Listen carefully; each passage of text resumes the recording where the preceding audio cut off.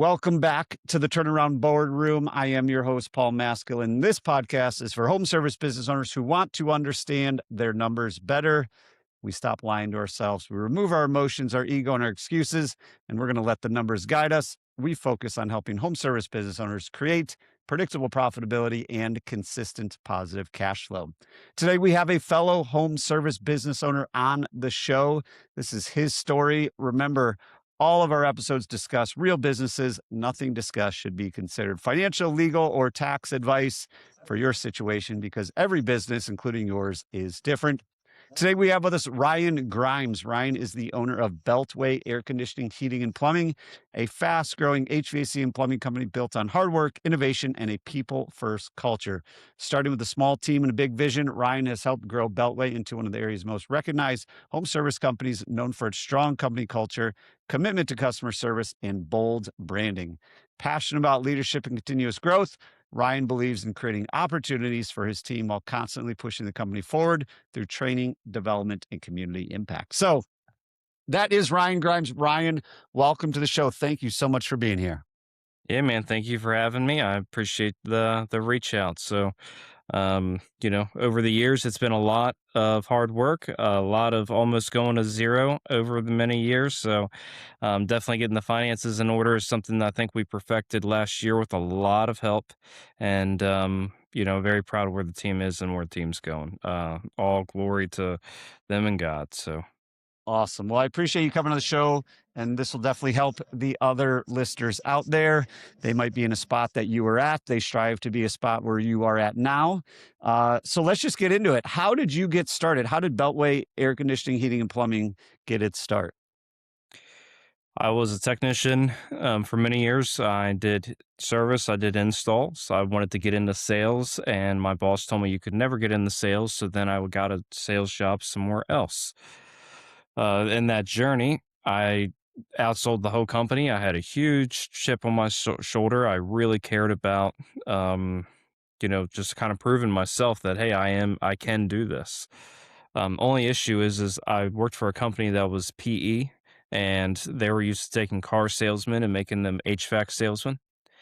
So I got to get released from their training program quite early, and I was out on my own selling, did very well, and I thought I had a $12,000 commission check coming, and I got a $350 training paycheck. And I was very poor at the time. I was already 3 months behind on my rent.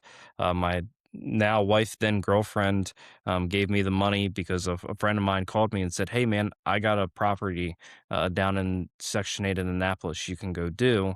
You just need to get down here to bid on it." I didn't have any money to go bid on it. So thankfully, my girlfriend, now wife, gave me the money to just at least get down there, put the bid in, and then I won the bid and we started Beltway shortly after that. There's a lot involved in that story. That's why we have a rocket on top of our vans, is to kind of mimic Toy Story in a bit, because when I got the contract, I quit my job. They were on their way with the equipment delivery, and they said, "Wait a minute, you're 22 years old. You have no money, you have no credit, you have no backing, and we're not giving you these 100 air conditioners." So I went on the side of the building and started crying. I called my dad and I said, "Dad, this is everything that happened. What do I do?" And he said, "Well, have you ever seen Toy Story?" And I was like, "Oh, man." And he's like, "That scene where Woody and Buzz get shot up in the air." And he says, "Look, Buzz, we're flying." And Buzz says, "We're not flying. We're falling with style." That's my dad's best way, just saying, "Hey, man, glass half full. Try to do what you can, but you got to keep your composure." So kept my composure, walked over to Dave DeVito. Dave said, "Hey, man, I'm really, really angry about this moment right now, but I'm going to put all these air conditioners on my American Express, but you better be here 7 days a week installing them." And I said, "Yes, sir," faster than anyone's ever said yes. He gave me the opportunity. My girlfriend gave me the opportunity. And yeah, I got robbed 3 times during the project. I was there. I had to pay people to protect me. A lot of stuff transpired on that project. And at the end of that project, I had 15,000. I put 5,000 on Home Advisor, 5,000 on 2004 vans, and then I did 5,000 back to all the IOUs that I had out there. My rent, I had creditors call me the whole time, paid, got them off my back, ran the company to zero again. And that's where I am now. Here we are 8 years later, one of the fastest growing companies, Baltimore's best place to work, and we're hanging around 50 employees. That's incredible. Love the story. I don't think anybody will forget that story, no matter who you tell. Um, so you're at 50 employees now. I know a lot of your intro is about culture, about leadership, about training. So you obviously put people first, which sometimes as we grow and the numbers get tight, it's hard to put people first. How have you been able to maintain, to get to 50 employees, one of the best places to work in the area? How have you been able to maintain that while also maintain profitability? I know you alluded you went to zero, more than once, but now you've got your numbers dialed in. But what was kind of the story or genesis there of putting people first and getting to where you are today? Yeah, I remember it was a couple years ago. I think it was 3 years ago. I was kind of running a little bit lean. I knew summer was kind of on the way, but we got 1,000 reviews on Google, and I just really wanted to celebrate that. That was a big moment for us. So, what we did is we did a 1,000 review party. I mean, we had limos come in, we went indoor skydiving, and then we went to Top Golf, and all of that cost every bit of 10 grand. And I didn't necessarily have the 10 grand to spend. Um, and what that did for my culture, though, and the talent that recruited, the talent that I was able to keep, was phenomenal. And if you spend money on your people, I genuinely believe it always comes back. And really hiring A players changes your business more than you know. And most A players don't want to come work for the 2 3 million dollar guy. They just don't. And that's the hardest grind, in my opinion, is from 0 to 3 million. You have to grow from 0 to 3 with a bunch of losers, in my opinion. Because who wants to work for those guys? It's the alcoholics, it's the people who show up late, it's the people who don't want to work 40 hours. um, that's what you got to do.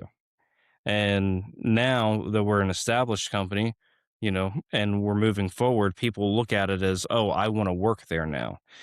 Part of our onboarding process, I know I'm kind of derailing a little bit, but part of our interview process, we show them pictures of, hey, it's three canvases in our hallway of like, here's the team having fun, here's the team having fun again, here's the team having fun off company time. These three people signed up for a race together. These people did a sleepover with their children, and did like s'mores and stuff.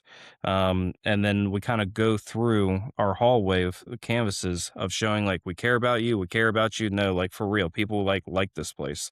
And then it's our work, and then it's the last one is our beginnings. And what I often find is when they do their intake form and they wrote like, I don't know, I want $50 an hour, a lot of times they'll scratch it out after seeing those photos and then write 40 or 35, because it goes from, this is just another place. I'll see what they can give me, to that different mindset of what can I give this place. And I think that's how you got to shape people's mind. Is I had a guy. He said, "Hey man, um, I went to my mom's house and I put in 410, and it was Beltway's 410, and then I went to the supply house and I bought my own jug of 410. I don't know what it is about this place, but if I was working at in the PE company he said he was working for, I would have just took there and ran. I didn't do that here. I don't know why." And they all understand I try to work on having a personal relationship with all of them, and to where how they get cared for now is system. It's a system on how they get cared for now, and it's the manager's job to care for them. But I still view it as my job to at least send them a text. Out of the 50 that we have, I try to sit down and have lunch with them once a year, let them show them that I care.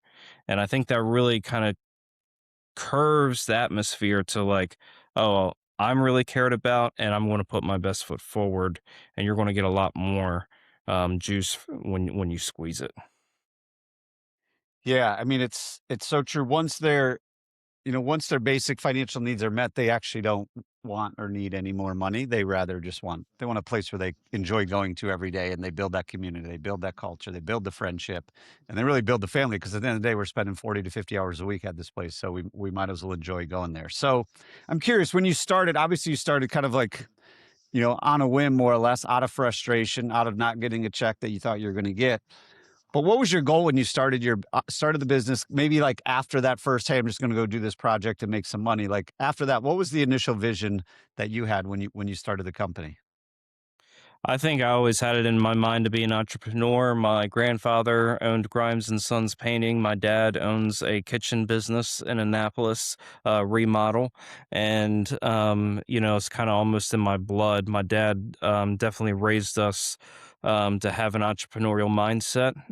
Growing up, I would take the kitchen cabinets out of the flip houses my dad was doing, and I would clean them up and then sell them on Craigslist, and we did a lot of that. Anything that we can buy and sell, scrapping was a big thing too. When you got a truck, doing pickup runs and things like that. So the entrepreneurial mindset is has always been there. There's a saying my dad likes to say is there's many different ways you can dig a hole. You can dig it with a screwdriver, you can dig it with a backhoe, or you can pay someone to dig the hole. And it's how much is that hole worth, and how much money are you making when you dig that hole. Um, so giving that mindset, I always knew I wanted to go in business for myself. I didn't anticipate myself going into business as early as I did. Going back to it, I'm happy that I went into business at 22, because now with three kids, three under four, like there's zero chance I would ever recommend that to somebody. Um, just because you can either choose to be a businessman or you can choose to be a dad, and sometimes that's it's hard. For sure. Well, kudos to you for doing it at 22. Like you said, now with where you're at, family and everything like that.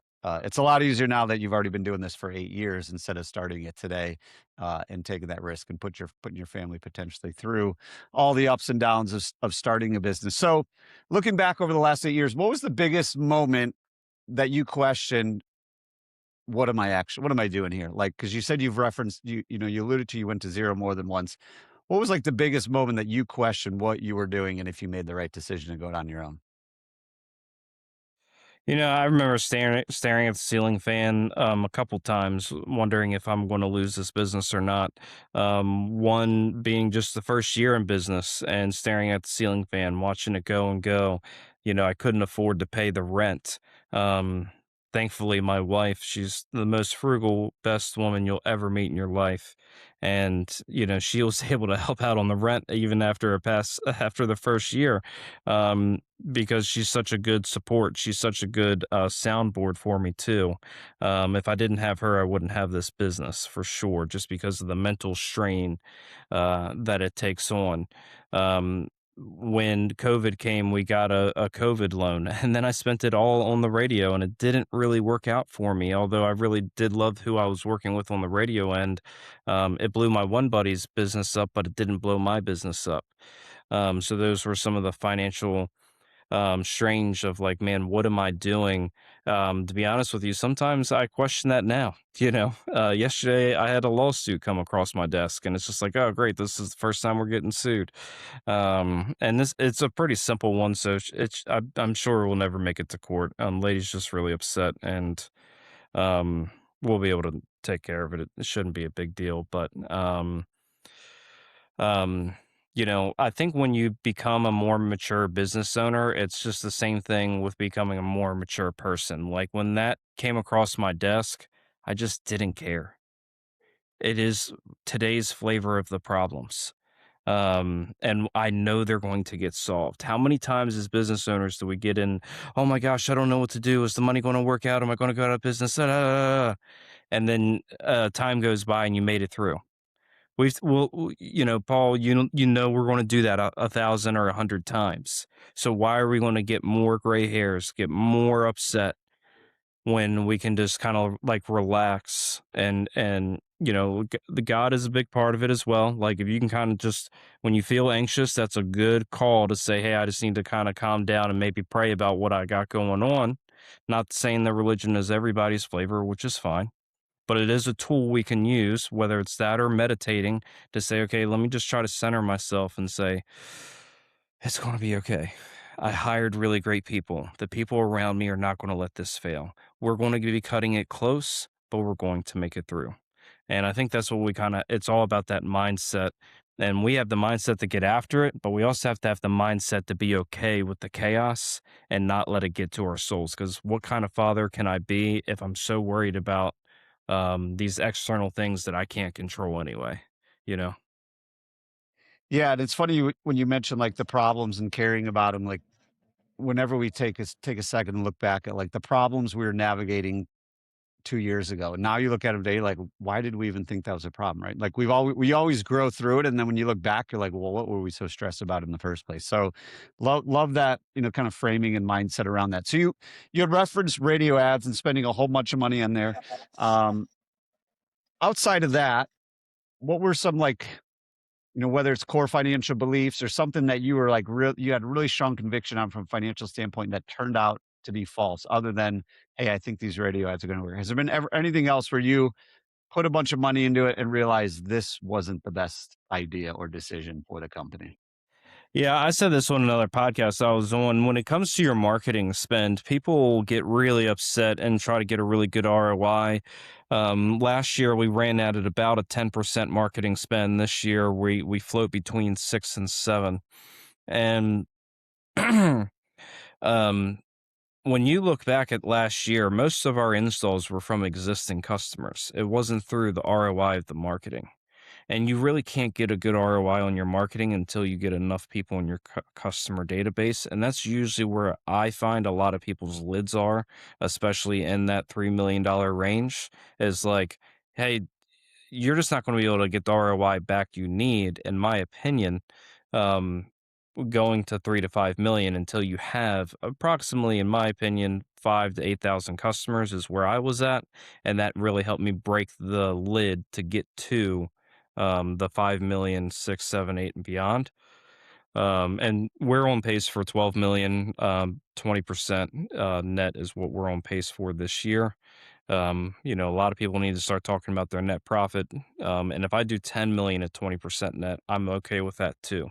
We are constantly worrying about the net. Who cares what the top line is?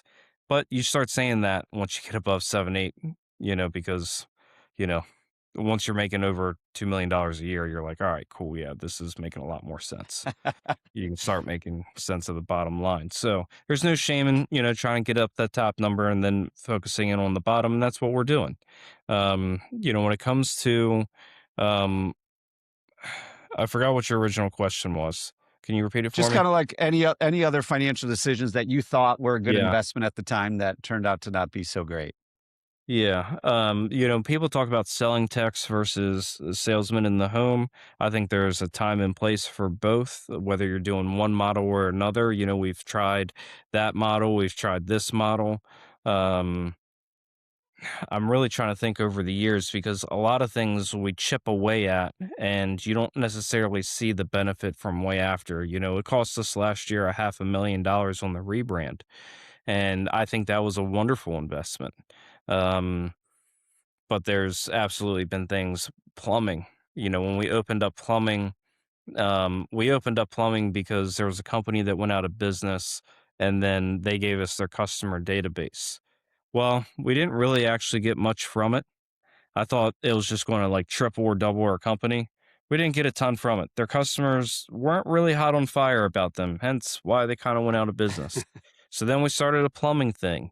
And then we couldn't really get too much traction on the plumbing service. So we started plumbing commercial. And then I realized, okay, commercial, those guys run at about a 35% margin. Residential HVAC should be running at 65% margin.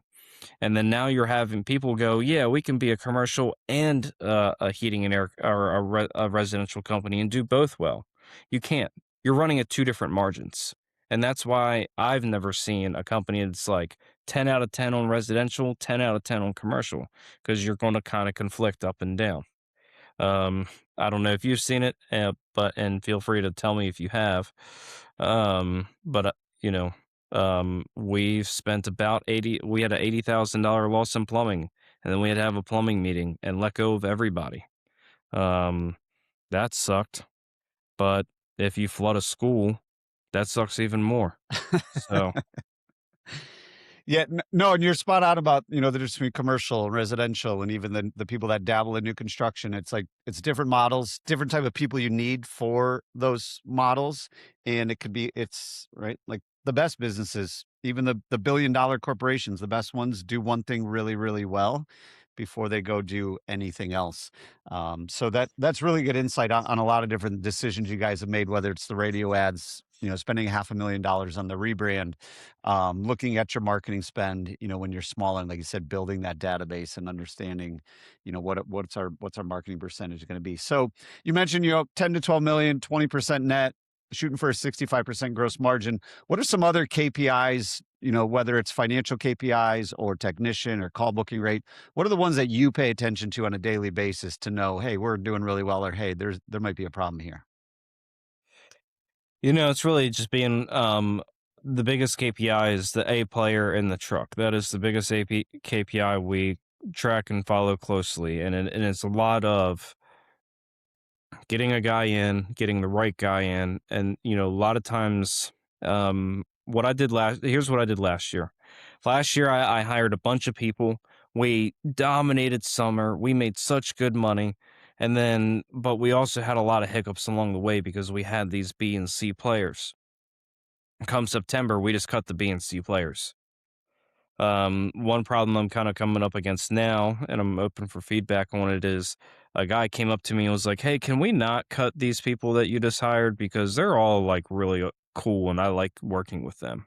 And I'm thinking in my head like, "Okay, crap." Because it's a lot, it's impossible not to keep anybody busy in summer. Like it is so so so busy, right? Um, so now I'm like, okay, well, if we did really good with hiring, we did hire a lot of great people. We can't cut anyone in September without taking a major culture hit. Now what? And really dialing in our service contracts. So that's one KPI we follow a lot is our marketing spend, our service contracts, and and our net profit. Those are the three that we're constantly dialing in, constantly looking at. We're on House Call Pro, so really dialing in average ticket conversion rate and booking rate. That's harder to dial in. I'm currently making a software that helps you dial that in. I've talked to the owners of House Call Pro. They're really excited about it. They like the platform that I showed them. That's going to be rolling out internally for Beltway in June. Um, and then in the fall we'll release it out to other people. But um, what was I going to say? I made an offer to a company in Philly, ended up not going through, which is fine. Still friends with the guy. I'm actually helping him out on something right now, and I told him, I said, Landis, I don't know how to grow a company off of hardcore numbers, booking rate, average ticket conversion rate.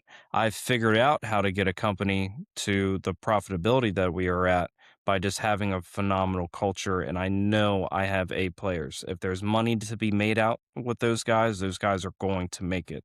And with the training aspect as well, we do a lot on training. Training is all voluntary unless you're in the maintenance bracket of the team, then it's mandatory. Training is unpaid, and have guys come in. We do 2 trainings a week. Sometimes we back it down to 1 if depending on how hectic it gets. But just sitting there, whether it's a sales training, training about air qualities, training about how TXV or refrigerant works. We have a nice little training center in our room, like training, training, training, training. There's always a good ROI back on all of that as well. And so we really, really focus big on that because we want people to be technicians first and then learn to sell. And that's how we operate. That's awesome. So as we start to wrap this up, just curious, like some of the shifts you've had to make, as you have alluded to, right? There's like different stages of business. First, we got to get, we're in the 1 to 3 range, and then we get to the 5 range, and then we get to the 10 range, as far as millions in revenue. And there's different stages of leadership, different stages of organizational structure. What were some of the things you either had to stop doing or some things you had to start doing along the way to get to where you are today, with, 50 employees? Yeah, last year, I had a business mentor. His name was Lou Habaika, and he would hit me over the head month after month on looking at our P&L and really dialing that in.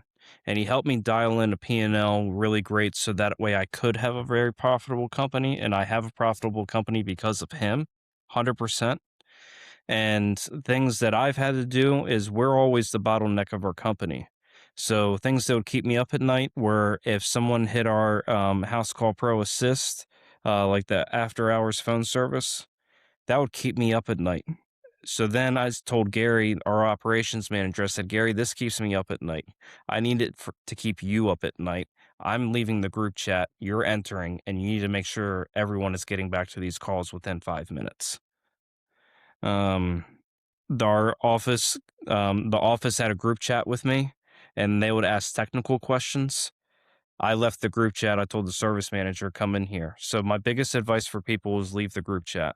Stop knowing everything that's going on down to the minute detail and allow yourself to be more present with your kids, because your kids are not going to remember, you know, whatever, they are going to remember if you're just staring at your phone the entire time while you're, while you're with them playing dinosaurs or whatever it may be. So the more moves you can make to be present with your kids, the things that are keeping you up at night, the biggest shift you need to do is allow other people to think about your business at night. How you cultivate that is how you treat them, how much vision you cast to them, and show how much you care about what they're doing. And oh, by the way, pay them a lot of money to do it because you can't buy back time.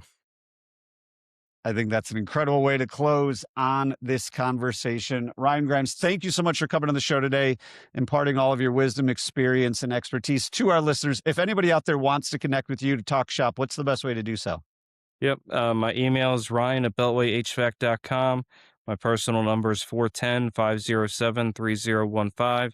Reach out to me. I love helping people for nothing. I was stuck for many years, so I really don't want people to go through the suck that I went through. So happy to help anybody. Awesome. Appreciate it, Ryan. Guys, if you feel the need to reach out to Ryan, please do so. I feel it's one of the biggest powerful things within the industry of home services. Everybody's willing to help. You just got to reach out to them. Ryan, thank you again for coming to the show. And everybody else out there, if this episode sounds familiar or inspires you and you want to be a guest on the show, send me an email, paul at thebluecollaradvisors.com. Our number one focus is interviewing home service business owners who are either stuck in the grind or they've made it to the other side.